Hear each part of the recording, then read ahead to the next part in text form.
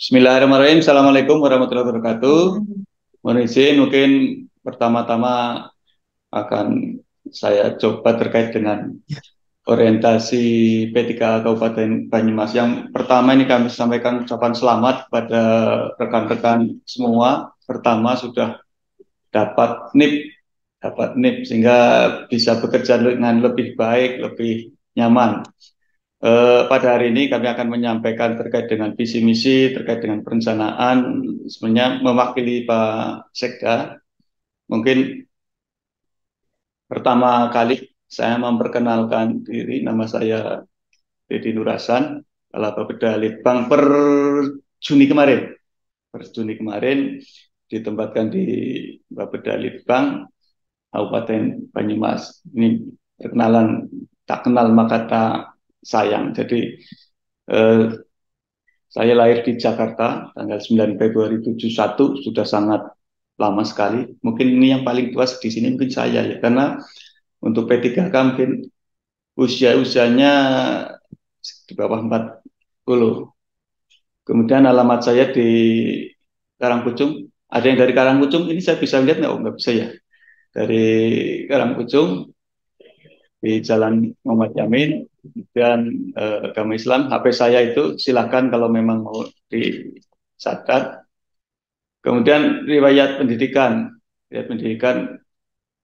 SD saya di SD Karangpucung 1 Prokerto Selatan. Mungkin ada rekan-rekan yang dari SD Karangpucung 1 Prokerto Selatan. Saya lihat di daftarnya ada berapa banyak, kayaknya mungkin lebih dari dua.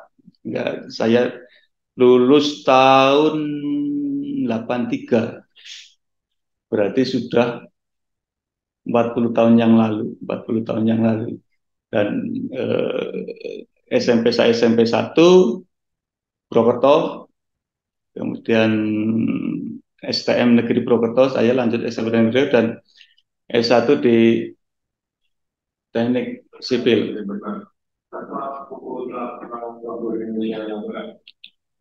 Kemudian S2 di Magister Ekonomi Universitas Jenderal Sudirman. Ini riwayat jabatan dari tahun 98. Saya masuk ke Pemda itu tahun 98. Jadi sekarang sudah 25 tahun, dan mungkin pengalaman kerjanya lebih banyak di Bapeda, hampir 17-18 tahun, dari jam PNS tahun 98, kemudian 99 ini saya istilahnya kalau dulu kan diklat diklat prajabatan, jadi baru diangkat menjadi PNS tahun 99. Tahun 2003 Kasubit Perhubungan, tahun 2005 Kasubit Sarana Prasarana, tahun 2008 Kasubit Pengembangan Wilayah, dan tahun 2011 saya menjadi Kabid Penataan Ruang di DJK KTR, sekarang di Dinperkim, namanya Dinperkim Kabupaten Banyumas.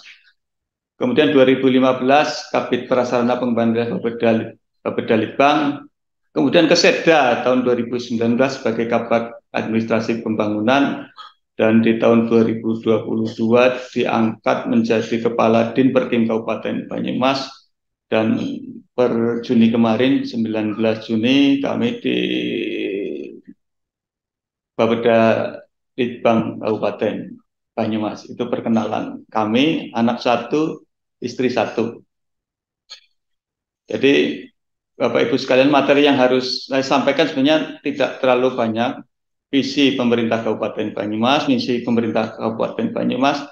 Kemudian yang ketiga, tantangan, peluang, dan kebijakan pemerintah Kabupaten Banyumas, serta yang keempat, indikator capaian pembangunan kabupaten. Ini yang harus disampaikan sampai, kalau dari jadwal sampai setengah 11, kalau nggak salah setengah 11, sehingga kita akan bersama saling belajar apa-apa yang ada di Kabupaten Banyumas.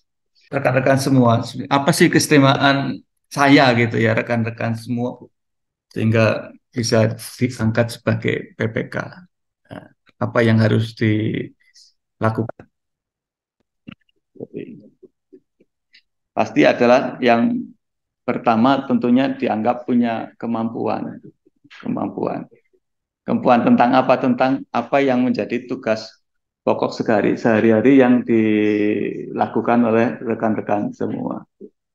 Jadi kemudian kemampuan untuk apa?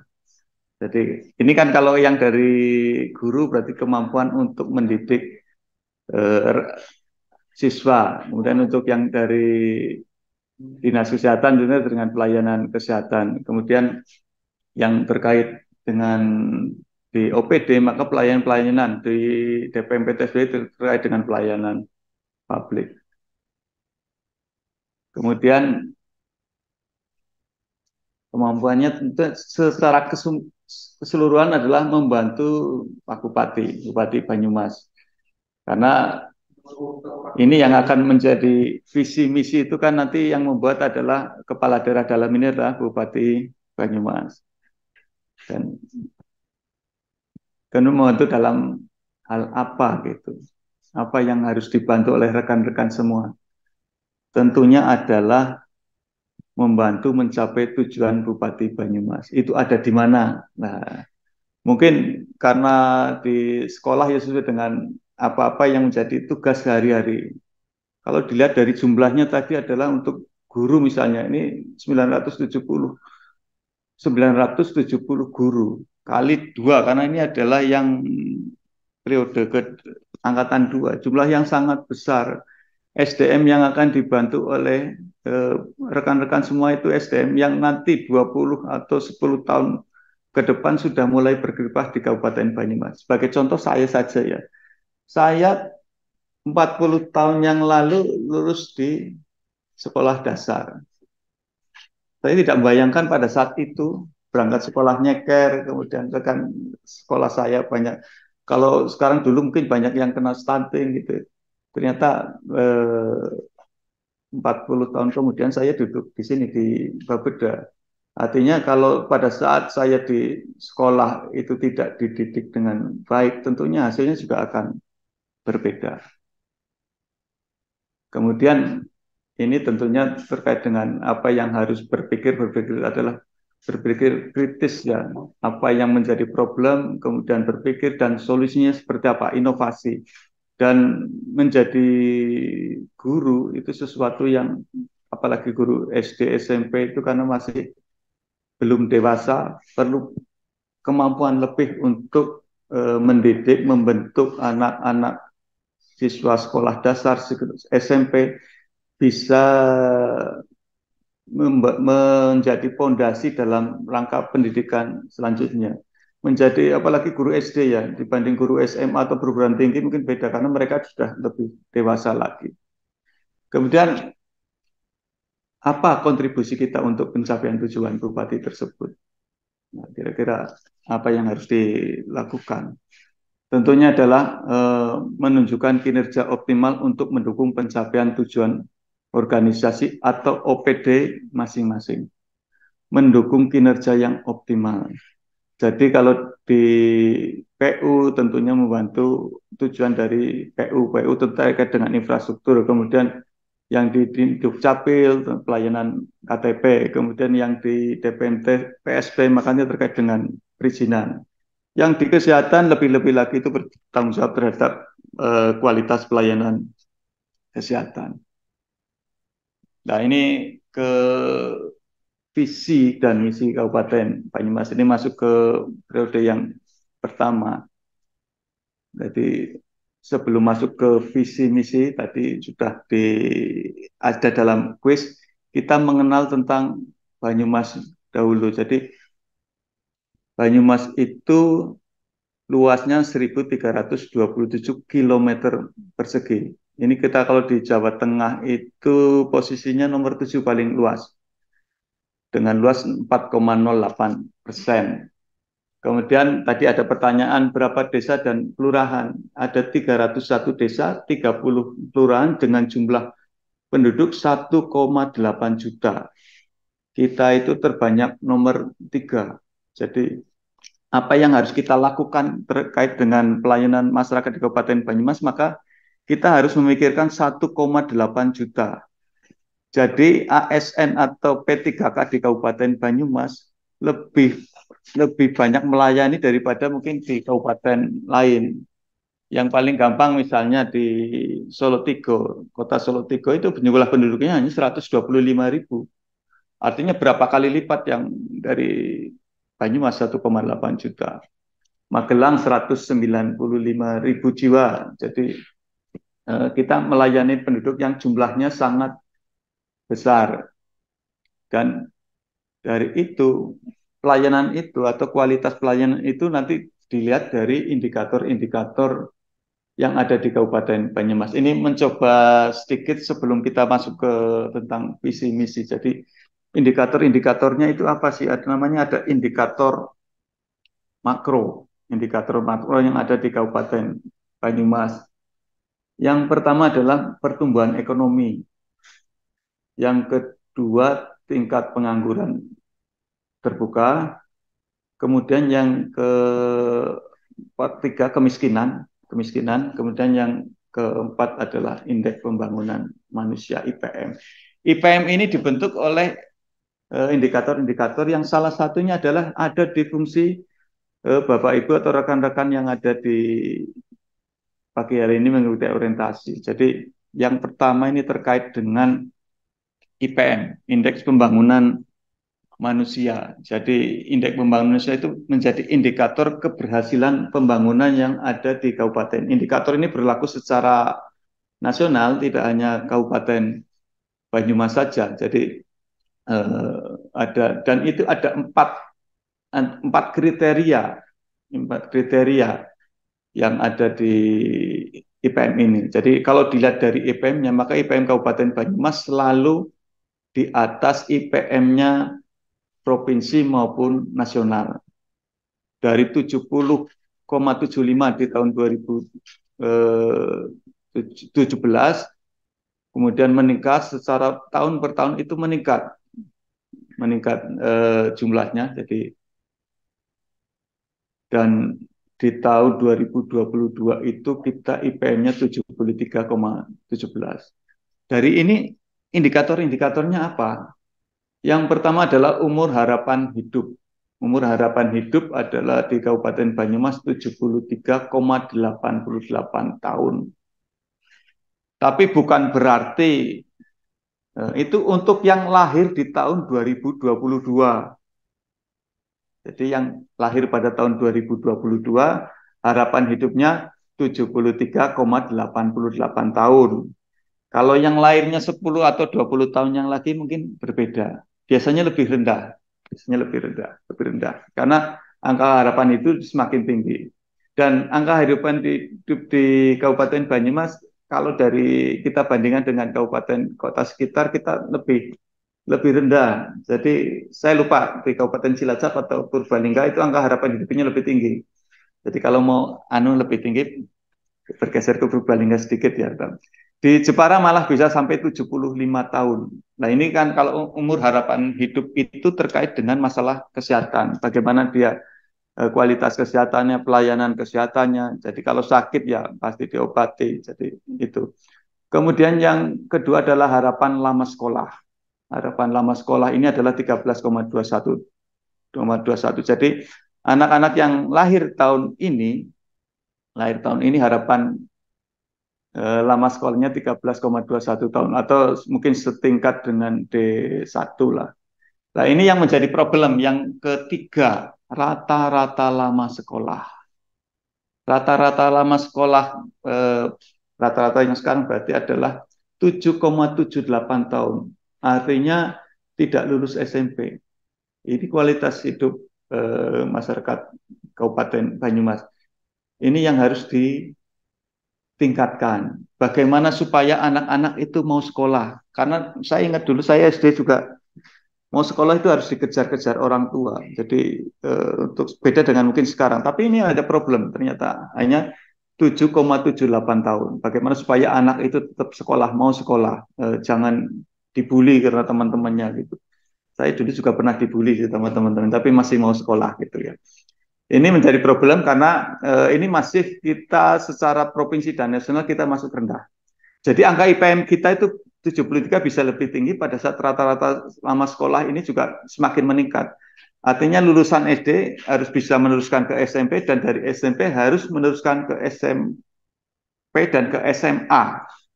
Nanti ini kita bicara tentang kemiskinan ekstrim juga ada terkait dengan ini. Mungkin rekan-rekan semua pernah dengar terkait dengan kemiskinan ekstrim. Kemudian yang keempat adalah pengeluaran per kapita. Kalau pengeluaran per kapita kita itu yang tinggi. Jadi yang mendongkrak IPM Kabupaten Banyumas tinggi itu adalah pengeluaran per kapita. Untuk hal yang umur harapan hidup dan rata-rata lama sekolah ini perlu ditingkatkan. Jadi keberhasilan pembangunan ini bisa ditanyakan berapa IPM-nya. Karena untuk kota-kota, kalau kabupaten karena jumlahnya penduduknya banyak, maka pembaginya banyak dan itu bisanya kalau yang kota-kota biasanya sekarang sudah mulai 80. Saya lupa untuk kota yang paling tinggi sepertinya adalah kota Yogyakarta, itu angkanya sekitar 85 atau berapa, itu IPM-nya sudah tinggi karena mungkin sebagian mereka secara pendidikan juga tinggi, semua sekolah dan pengeluaran tinggi, angka harapan hidupnya tinggi. Jadi kalau salah satunya rendah maka akan berkaitan dan ini sudah mulai kenaikannya agak melambat.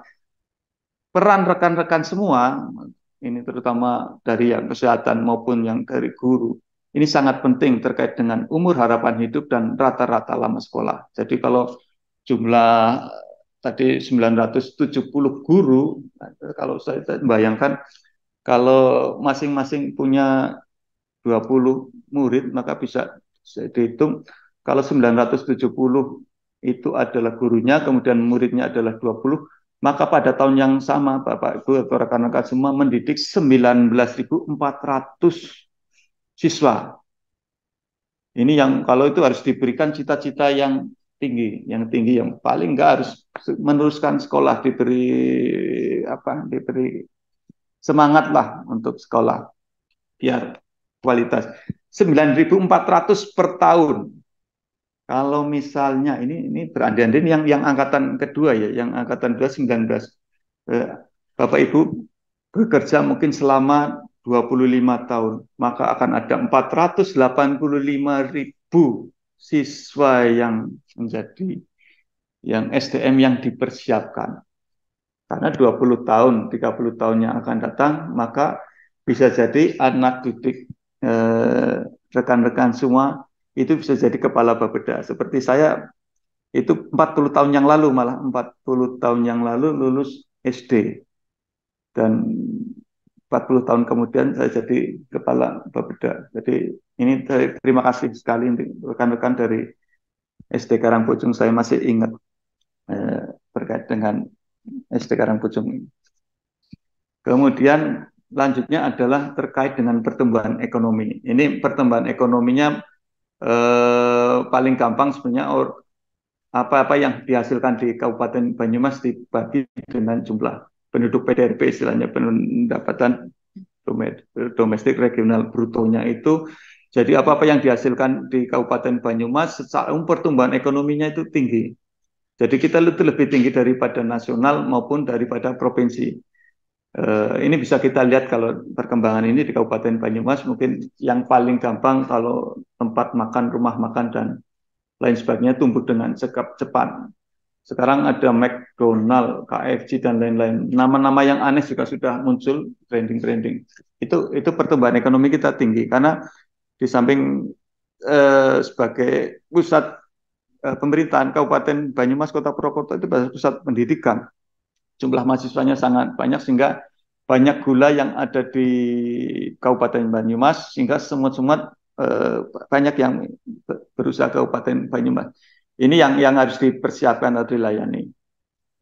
Terutama yang di DPMPTSP ini yang terkait dengan pelayanan.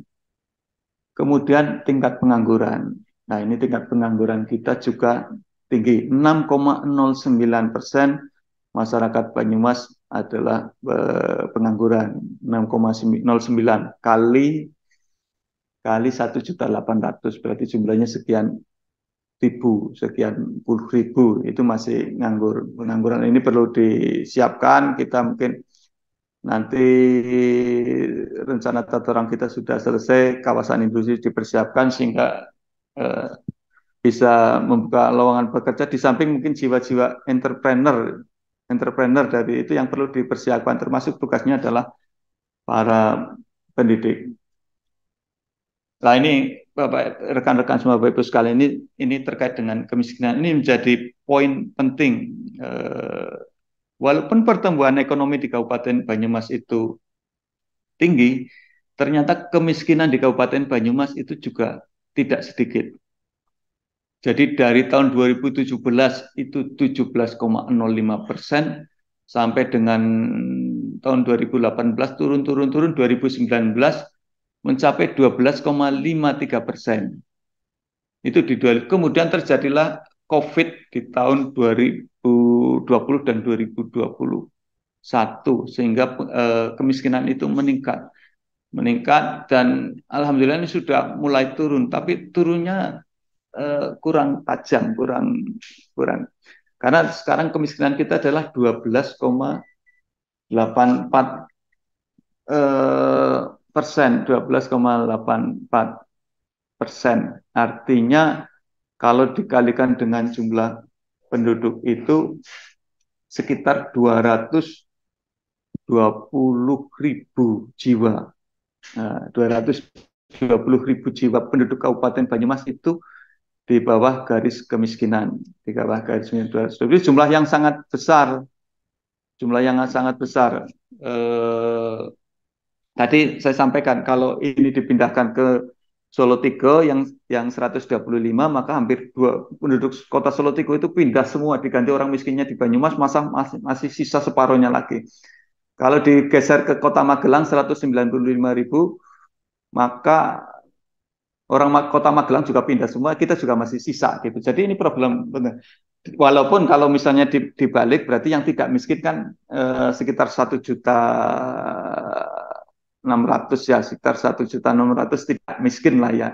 Tapi 220.000 itu yang harus kita antisipasi. Dan juga ada kemiskinan ekstrim. Kemiskinan ekstrim kita itu kalau tahun ini adalah 1,39 yang tahun 2022, dan di tahun 2020 itu 6,83%.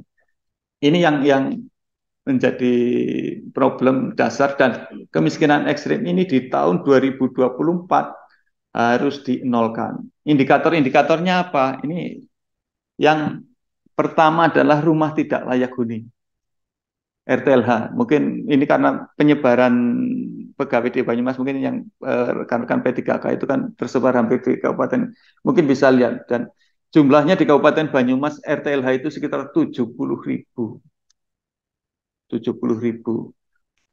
70.000 itu kita hanya bisa menyelesaikan setahun hanya sekitar 2.000. Jadi butuh 35 tahun untuk menyelesaikan RTL. Ini salah satu indikatornya adalah RTL. Yang kemudian yang kedua adalah air bersih. Air bersih capaian kita masih 77%, aslinya 23% masih ini. Dan indikator yang ini adalah air bersih. Indikator yang ketiga adalah sanitasi, jamban. Capaian kita baru sekitar 90%. Artinya masih ada 10% masyarakat Banyumas yang tidak punya jamban atau tidak punya septic tank. Kemudian yang keempat, listrik. Listrik itu ada indikatornya. Ya, bagaimana kualitas SDM-nya bagus kalau mau belajar aja tidak ada listrik. Yang kelima adalah anak tidak sekolah. Nah ini karena, jadi mohon maaf ini yang non guru, memang ini karena fokusnya di guru, jadi anak tidak sekolah itu kita masih banyak. Nah, salah satu indikator kemiskinan itu adalah anak tidak sekolah, kemudian disabilitas, kemudian tidak bekerja.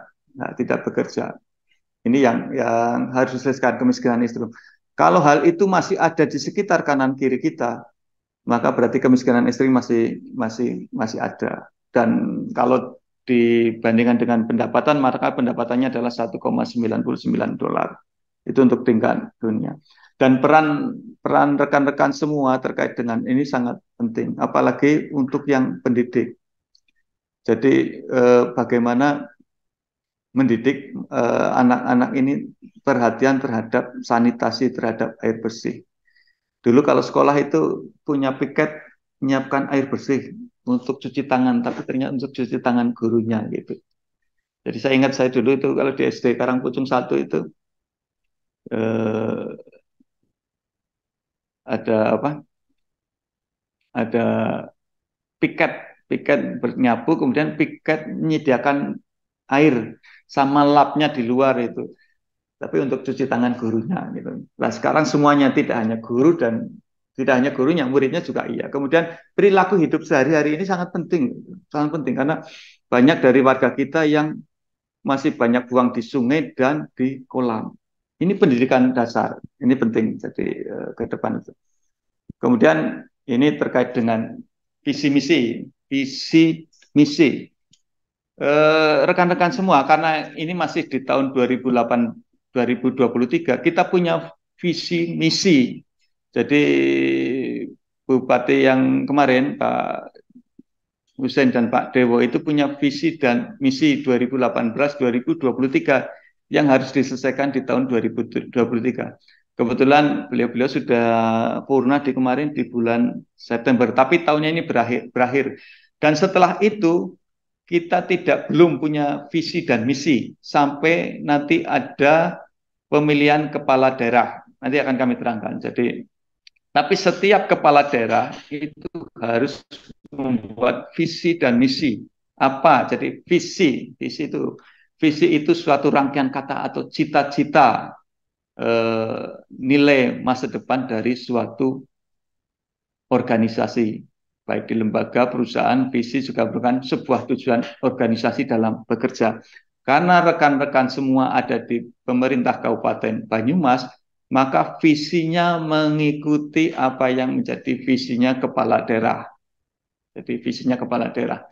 Jadi visinya adalah menjadikan Banyumas yang maju, adil, makmur, dan mandiri. Ini selesai di tahun 2023. Kemudian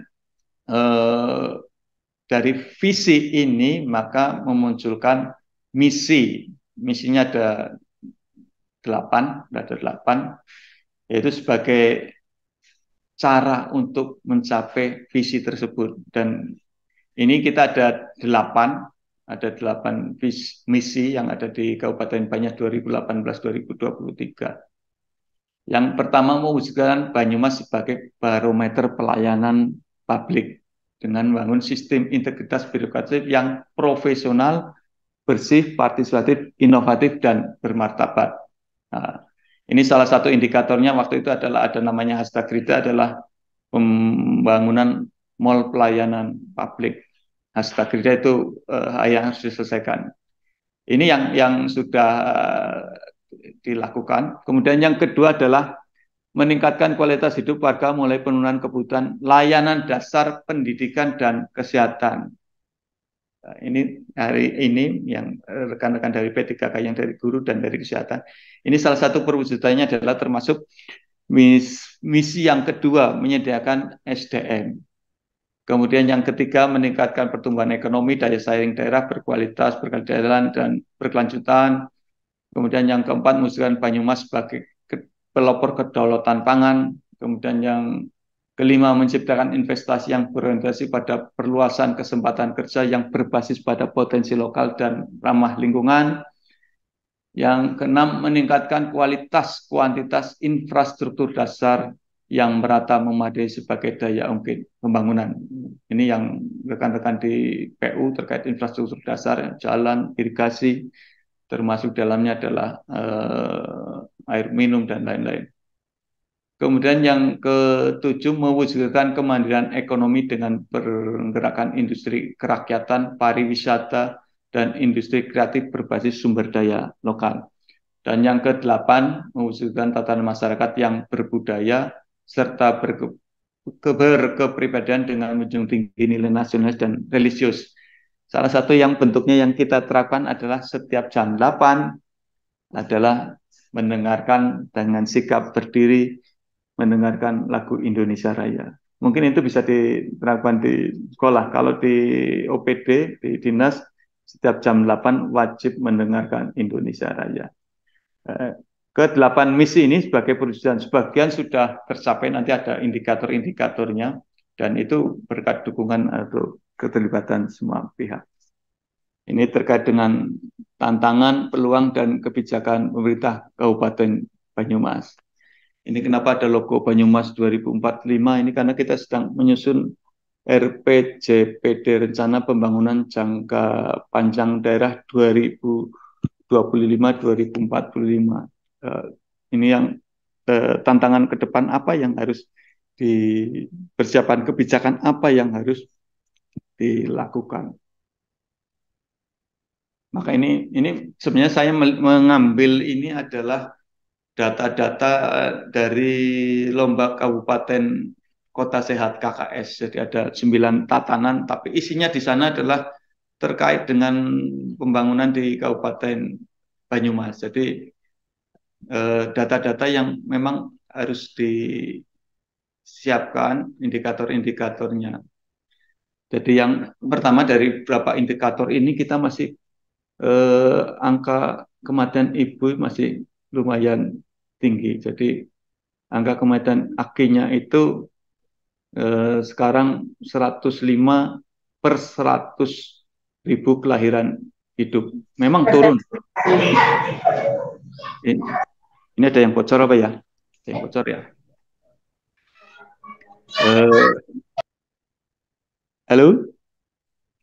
Kemudian stunting. Ini stunting penting di Bapak Ibu sekalian. Stunting kita di tahun 2021 itu 21,6%. Stunting itu apa? Mungkin ya kalau kita paling gampang adalah pendek ya, pendek dan angka timbangannya kurang. Kita tahun ini 16,5, 16,5%. Target di tahun 2024 adalah 14%.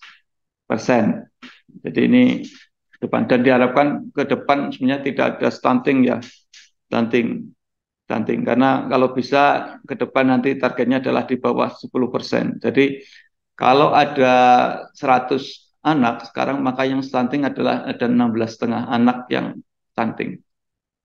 Kemudian ini ODGJ, pelayan sesuai standar, ini kita sudah menyiapkan rumah singgah.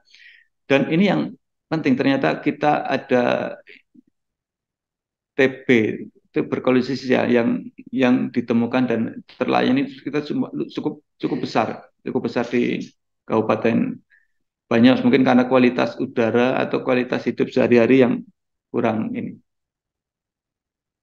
Kemudian terkait dengan fasilitas permukiman atau fasilitas umum. Tadi kami sampaikan ada indikator-indikator yang memang kita masih punya masalah. Jadi terkait dengan air minum aman kita itu baru 76,99%. Artinya masih ada 23% yang air minumnya tidak aman. Bisa dari sumur atau dari sungai atau dari mana. Ini yang harus ditingkatkan. Dan saya yakin angka-angka ini pasti ada di rumah miskin, di tempat. Kemudian rumah tangga memiliki akses air limbah domestik aman itu baru 90%. Ada 10% yang tidak punya jamban. Ini mungkin kalau yang di desa-desa ini yang kadang-kadang pada saat menjadi kepala desa lupa. Jadi ada problem ini pada saat menjadi kepala desa. Dan tantangan kita kepada desa adalah biasanya apa enggak warga desanya yang tidak punya jamban. Karena ini harus diselesaikan. Tadi kami sampaikan pada saat ada warga yang tidak memiliki jamban, maka tidak ada yang peduli.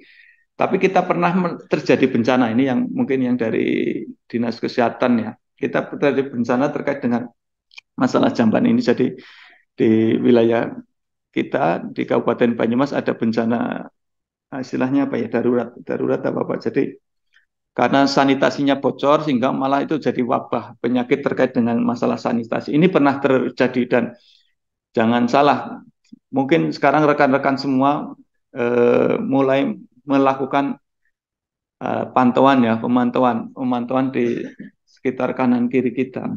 Ini kami terakhir ini saya sebutkan aja di Bobosan ya. Di Bobosan itu ada satu RT yang jumlah kakaknya 60, yang punya septic tank hanya 5. Yang lain buangnya kemana? Ke sungai, Bapak Ibu sekalian. Kalau nggak ke sungai, ke kolam. Karena ternyata untuk makan ikan. Kalau ke sungai, bisa dibayangkan bobosan di tempatnya tinggi. Maka yang terkena dampak tidak hanya masyarakat.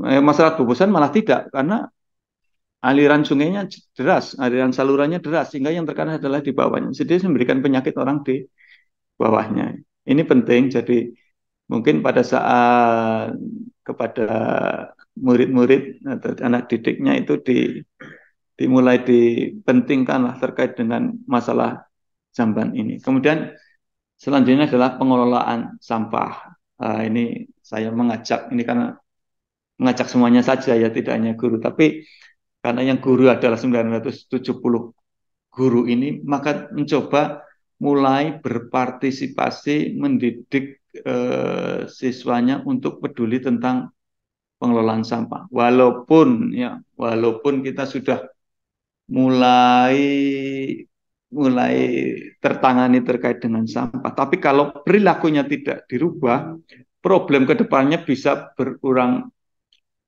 kembali, berulang kembali. Ini bisa bisa jadi contoh. Kami contoh sama. Dulu kita belajar ke Malang, belajar ke Surabaya terkait dengan pengelolaan sampah. Kita anggap mereka bagus. Tapi sekarang juga mulai kebalik. Dari Surabaya kemarin juga belajar ke Banyumas, dari Jogja, dan semua belajar ke Banyumas. Secara infrastruktur pengelolaan sampah di Banyumas sudah betul. Tapi secara perilaku ini yang saya kalau memang ini bisa diizinkan atau ada kurikulum terkait dengan pengelolaan sampah. Sampah ini seperti air limbah sebenarnya, air limbah. Air limbah agak mending lah ya, air limbah mending. Jadi gini, tiap hari orang pasti menghasilkan sampah. Kemudian sampah itu kalau orang pribadi itu seperti orang buang air besar, setiap hari pasti mengeluarkan itu. Tapi investasi rumah tangga untuk itu kan sudah ada, sudah sebagiannya. Walaupun mungkin dari 100% 90% sudah benar lah ya di jamban di septic tank ada septic tank yang 10% belum. Tapi di sampah siapa yang melakukan pengelolaan sampah itu eh, hampir mungkin ya ini kita kembali ke diri kita masing-masing. Tiap hari kita mengeluarkan sekitar 2 sampai 3 kilogram sampah. Itu dibuang kemana gitu kan.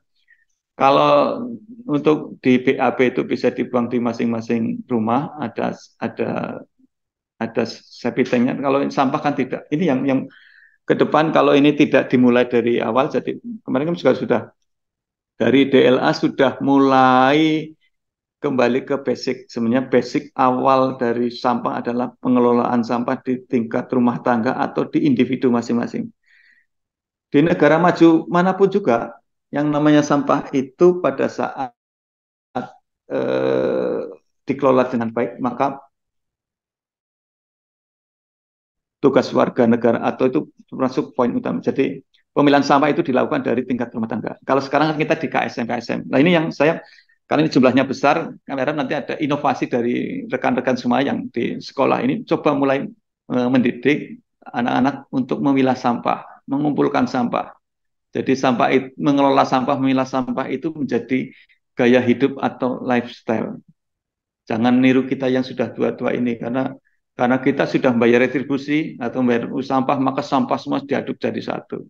Bisa dibayangkan mungkin nanti ini usul juga kepada rekan-rekan guru kalau kalau studi tour tidak hanya ke Surabaya Surabaya ke Jogja atau ke tempat wisata tapi sekali-kali coba yang kedekat ke TPST atau ke TPA BLE TP tempat pengelolaan akhir kenapa BLE itu berwawasan lingkungan dan edukasi. Jadi ada pendidikannya di sana. Jadi kita tahu biasanya kalau kita wisata itu kan ke Jogja, ke Jakarta. Nah, sekali-kali sebelum keluar maka harus ke wilayah kita. Jadi diajaklah ke TPST sehingga tahu bagaimana sampah itu dikelola. Baunya seperti apa kalau tidak dipilah dengan baik.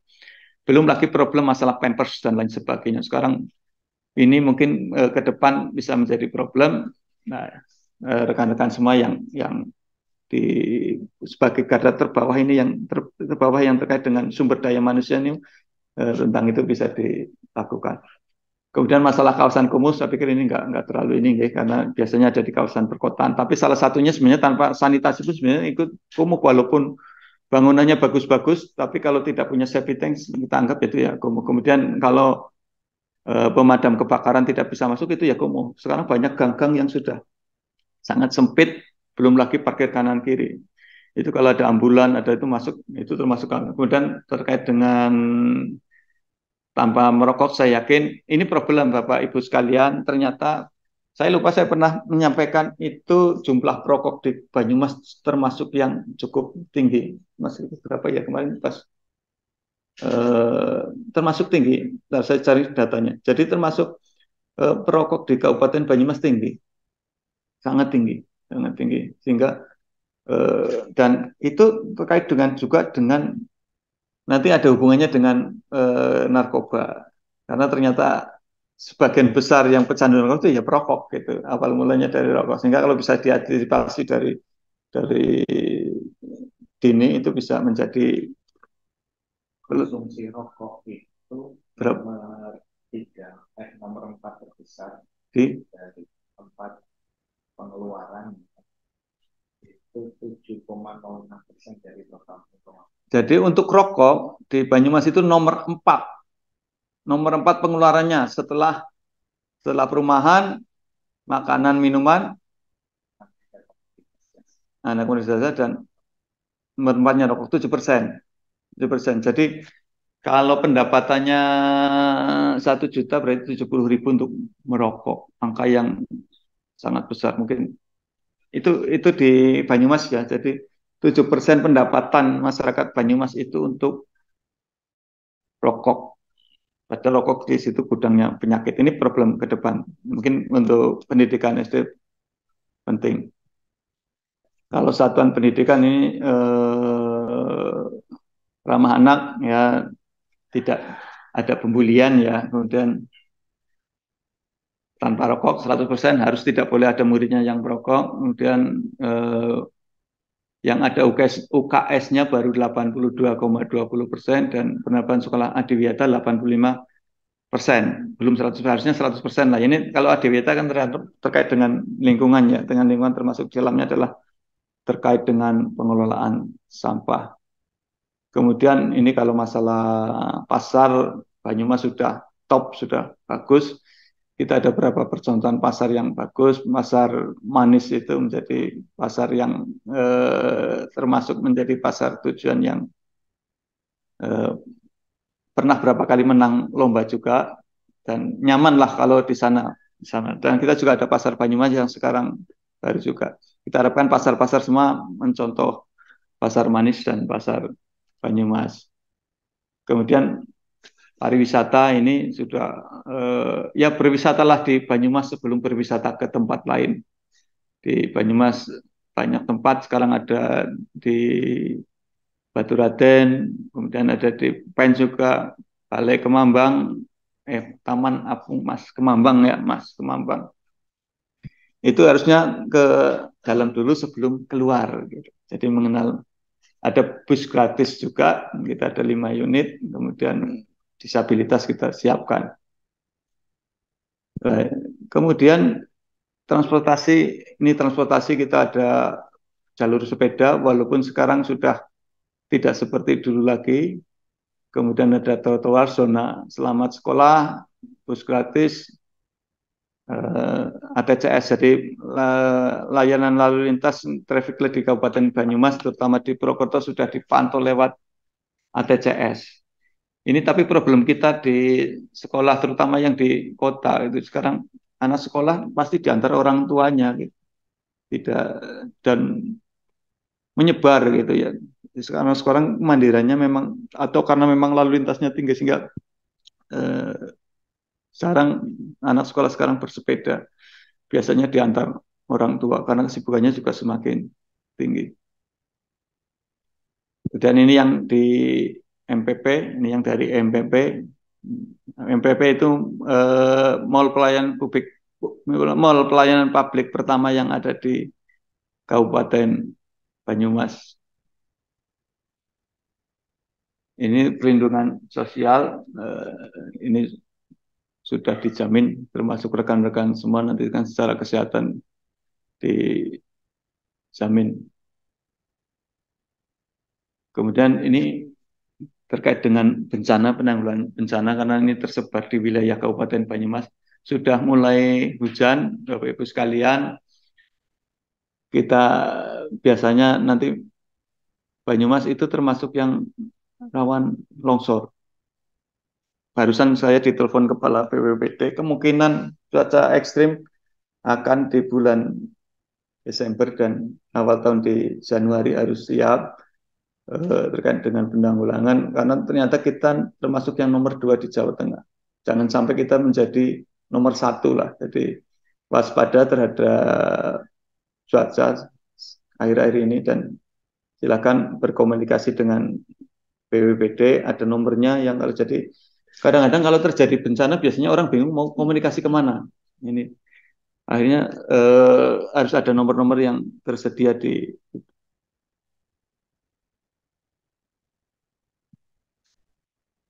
ini program dan inovasi. Nah, rekan-rekan semua ini yang menjadi bagian dari pemerintah Kabupaten Banyumas. Saya harapkan ada perhatian terhadap inovasi-inovasi yang ada di Kabupaten Banyumas. Kalau punya akun IG, punya akun Facebook, YouTube, dan lain sebagainya, dipantaulah IG-IG milik pemerintah, media sosialnya, pemerintah daerah. Jadi kadang-kadang kita juga agak ini ya, ternyata follower publiknya kita, media sosialnya OPD itu jumlahnya sangat sedikit. Padahal jumlah pegawai di Banyumas itu sekitar 10.000. 10.000.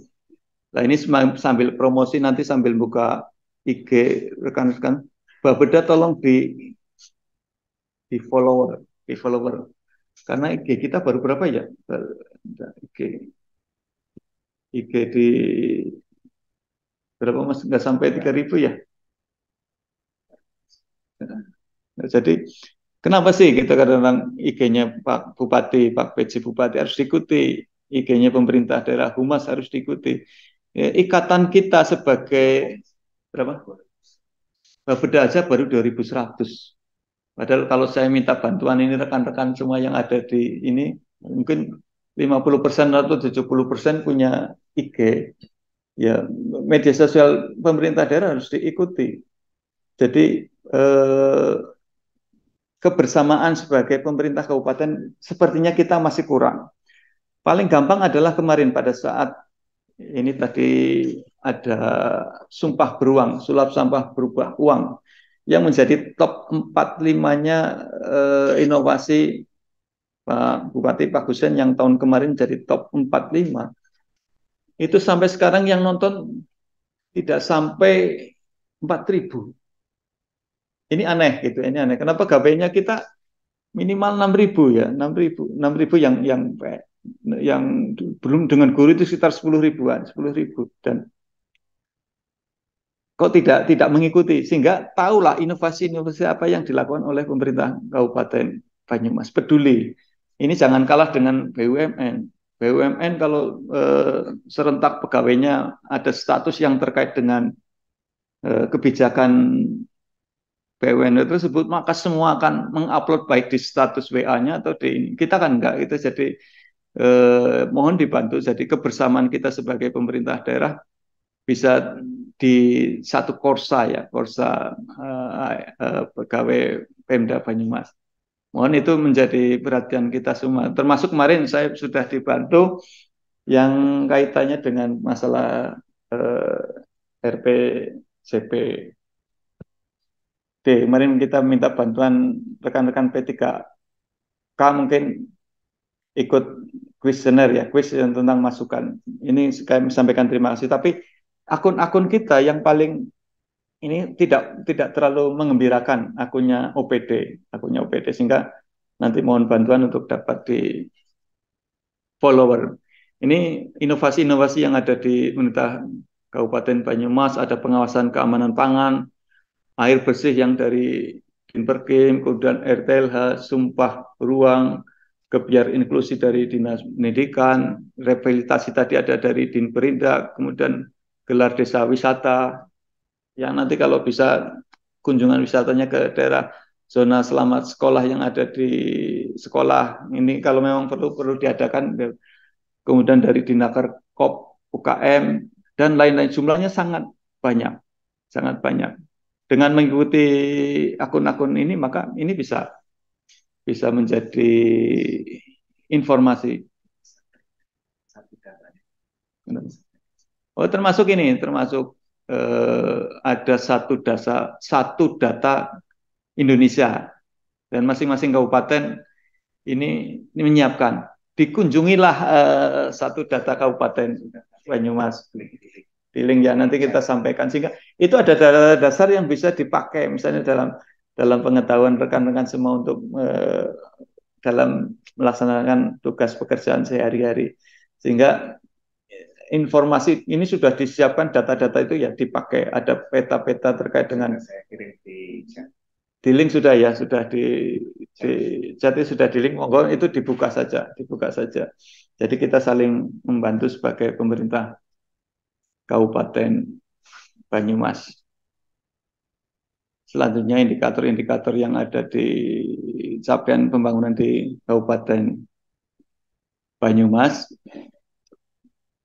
Ini mungkin yang pertama kaitannya dengan tugas Bapeda Litbang. Jadi Bapeda Litbang tugasnya adalah menjalankan fungsi penunjang urusan pemerintahan di bidang perencanaan dan penunjang urusan pemerintahan di bidang penelitian dan pengembangan. Karena ada kata-kata Litbang. Kalau dulu Bapeda Badan Perencanaan Pembangunan Daerah, sekarang ada fungsi penelitian dan pengembangan.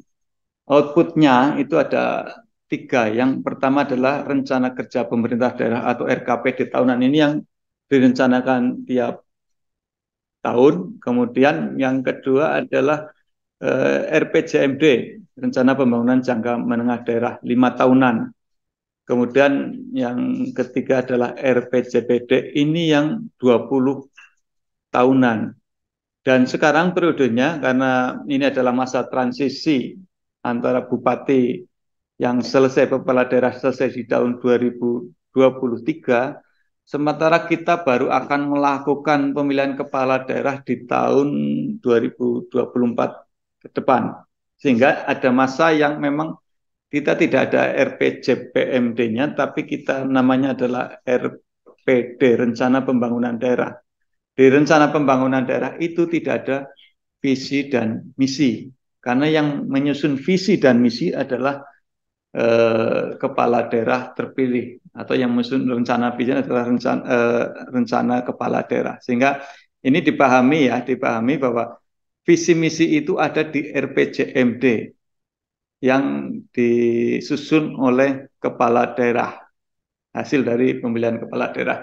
Dasarnya adalah RPJMD ini adalah RPJPD yang 20 tahunan. Kemudian lanjut tadi, apa sih tujuan Bupati Banyumas? Di mana kita bisa melihat tujuan Bupati Banyumas itu, maka itu ada di RPJMD. Tadi ada pertanyaan dari Mas Bekti kan terkait dengan ada kejadian COVID, apakah ada perubahan indikator? Itu dilakukan. Makanya di RPJMD 2018-2023 dilakukan revisi menjadi RPJMD 2021-2023 yang sekarang selesai berakhir. Dan di masa PJ Bupati ini sampai terpilihnya Bupati yang baru tahun depan, maka tidak ada visi dan misi. Kita mengacu pada rencana pembangunan daerah 2024-2026. Ini, dan pada saat yang bersamaan sekarang kita sedang menyusun RPJPD 2025-2045. Nah, ini tahun 2006 tidak ada di RPD perubahan 2002 rencana pembangunan daerah. Jadi untuk yang sampai tahun 2026. tujuannya ini ada banyak sekali yang di tahun 2023 tadi ada visi dan misinya. Kemudian untuk yang ada ikunya ada 9 yang di tujuan baru 2023 akan berakhir. Kemudian untuk yang tahun 2024 sampai 2026 itu ada ada empat, ada empat. Kalau yang diikuti tahun 2023 ada mulai dari tata kelola pemerintahan yang baik, kita ada indeks reformasi birokrasi yang nilai Kabupaten Banyumas cukup tinggi, nilainya BB, dan ini tertinggi di Jawa Tengah. Kemudian yang kedua tadi ada kualitas sumber daya manusia, pendidikan dan kesehatan, kita melihat di IPM. IPM tadi yang kita angkanya 71 ya, 71, sekian. Kemudian ada di persentase penduduk miskin. Ini indikator-indikator yang dinilai di bupati itu. Kemudian ada ketahanan pangan, ada pertumbuhan ekonomi, ada tingkat pengangguran terbuka, indeks kualitas lingkungan hidup IKLH. IKLH kita itu masih bermasalah sedang pada kualitas air, tapi untuk tutupan lahan dan udara kita cukup. Kemudian ketersediaan infrastruktur, pariwisata dan ekonomi kreatif, ini terkait dengan kontribusi pariwisata terhadap pendapatan asli daerah. Dan yang ke-9 adalah angka kriminalitas. Alhamdulillah di Banyumas tidak terlalu tinggi angka kriminalitasnya. Kemudian untuk yang di IKUR 2024 sampai 2006 untuk tahun ke depan, ini yang kita belum ada RPJMD-nya, hanya RPD, maka ada 4 hal yang terkait dengan indeks reformasi birokrasi, laju pertumbuhan ekonomi, dan indeks daya saing daerah. Kemudian terkait dengan kemiskinan dan pengangguran, nanti ada angka kemiskinan, indeks pembangunan manusia, dan tingkat pengangguran terbuka. Dan yang 4 adalah ketahanan pangan. Ini tujuan Bupati Banyumas yang untuk di dalam isu strategisnya dalam RPD ada 4 dari pertama optimalisasi tata kelola pemerintahan, ada indeks reformasi birokrasi, bagaimana pengelolaan keuangan negara dengan prinsip transparansi dan akuntabilitas, akuntabilitas kinerja instansi pemerintah atau SAKIP, kemudian penyelenggaraan sistem pemerintah berbasis elektronik, termasuk hari ini yang dilakukan kita adalah berbasis elektronik. Kita melakukan dengan Zoom. Kemudian ASN yang berorientasi pelayanan akuntabel, kompeten, harmonis, loyal, adaptif, kolaboratif, berakhlak. Ini termasuk di dalamnya adalah rekan-rekan di P3K. Kemudian peningkatan pertumbuhan daya saing daerah, ini adalah laju pertumbuhan ekonomi yang kita semakin tahun semakin bagus dan kita tetap dapat dipertahankan sehingga ekonomi tetap bisa berjalan dengan baik. Kemudian indeks daya saing daerah ini terkait dengan investasi daerah. Jadi kita masih memerlukan investasi untuk meningkatkan pelayanan yang ada di Kabupaten Banyumas. Kemudian yang ketiga terkait dengan penanggulangan kemiskinan. Ini ada di angka kemiskinan, indeks pembangunan manusia, dan tingkat pengangguran terbuka. Ini langkah-langkah yang harus dilakukan adalah peningkatan kualitas SDM. Ini ada di lingkungan Bapak Ibu yang di guru, peningkatan pendidikan, peningkatan kesehatan, pengendalian pertumbuhan penduduk, dan penurunan pengangguran dan pemulihan ekonomi. Ini sudah dilakukan pasca COVID. Kemudian penguatan ketahanan pangan, ini nanti ada indeks ketahanan pangan. Itu terkait dengan pemanfaatan pangan, keamanan pangan, pola konsumsi pangan, keterjangkauan pangan, distribusi dan ketersediaan harga pangan, ini jangan sampai inflasi juga tinggi, dan ketersediaan pangan secara mandiri. Ya, kita indeks ketahanan pangan untuk beras sebenarnya juga masih lumayan bagus, karena kalau nggak salah sekitar 165%, artinya memang banyak padi yang beras yang diekspor. Tapi masyarakat Banyumas juga aneh juga. Kita malah biasanya konsumsi pangannya dari luar daerah gitu, dari Demak dan sebagainya, sehingga saling bertukar distribusi pangan. Nah, ini selanjutnya rekan-rekan semua, ini ada kinerja di indikator utama. Ini kalau yang hijau berarti sudah tercapai, yang merah berarti masih perlu segera dilakukan penyelesaian. Kemudian kalau yang kuning ya harus diwaspadai ya. Jadi ini terhadap target ya, bukan berarti ini tidak masalah. Misalnya target kemiskinan, targetnya sebenarnya di tahun 2021 adalah 12,51. Ternyata realisasinya adalah 13,66. Terhadap ini memang kita masih berarti peringatan. Artinya masih harus ada segera diselesaikan. Jadi ini yang menjadi catatan-catatan kita baik di kinerja di RKPD ini yang tahunan maupun yang di 5 tahunan, 5 tahunan. Jadi kalau yang di tahunan ini bisa dilihat di ini nggak bisa ini, saya nggak bisa apa, nggak bisa ya. Ini dilihat ya di kolom-kolomnya itu ada kinerja RKPD tahun 2001, kemudian tahun 2022. Yang merah-merah itu berarti kita masih problem ya.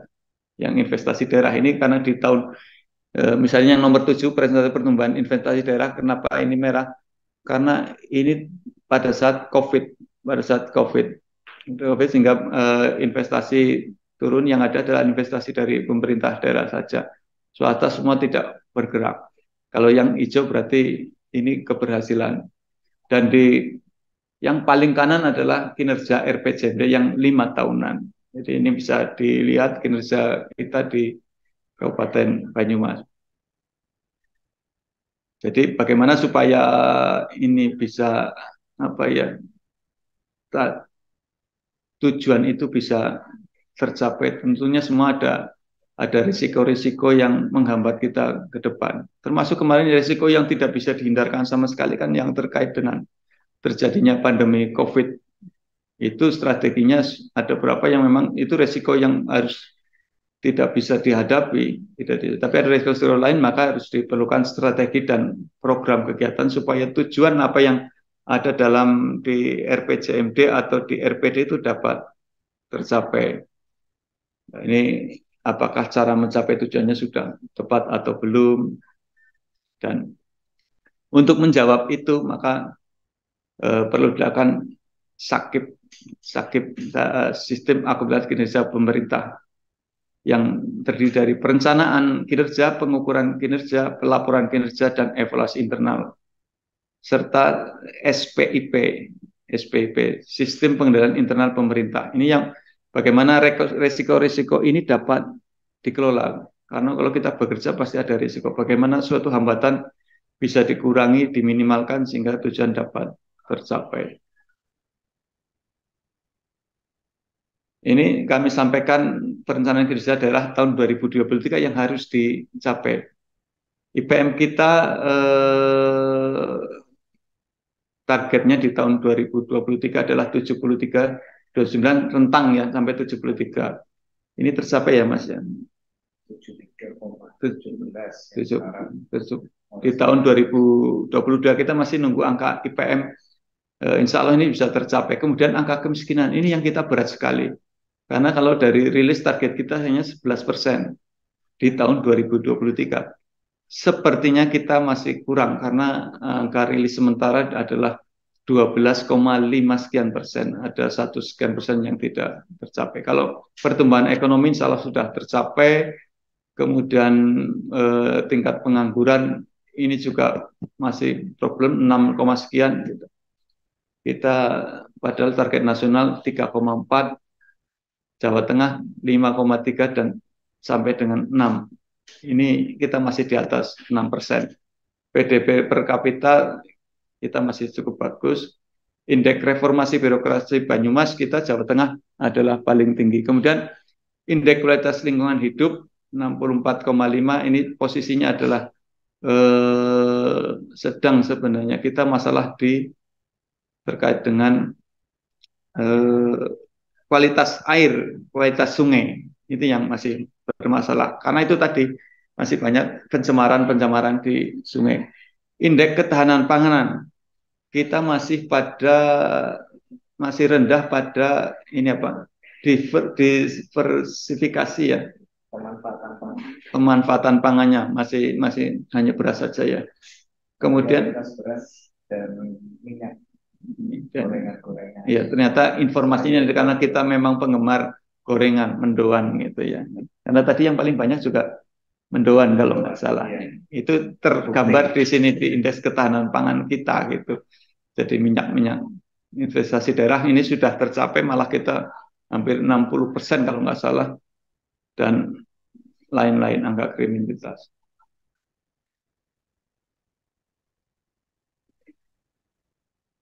Ini angka-angka yang harus diselesaikan di tahun 2024, mulai dari indeks reformasi birokrasi, indeks daerah, angka kemiskinan ini yang terus terang kalau tidak dilakukan dengan cara, kalau dilakukan dengan cara biasa ini agak susah tercapai, harus dilakukan dengan cara yang luar biasa. IPM kita ini juga berat kalau 75, karena angka kita adalah 73, karena kita ini harus dibantu rekan-rekan terutama yang terkait dengan rata-rata lama sekolah. Kemudian untuk yang dari Dinas Kesehatan adalah umur harapan hidup yang perlu ditingkatkan. Indeks ketahanan pangan mungkin ya perlu diversifikasi pangan, termasuk mengurangi goreng-gorengan ini. Informasinya karena kita termasuk penggemar gorengan. Capaian ini sama ya ini. Oke, itu rekan-rekan semua.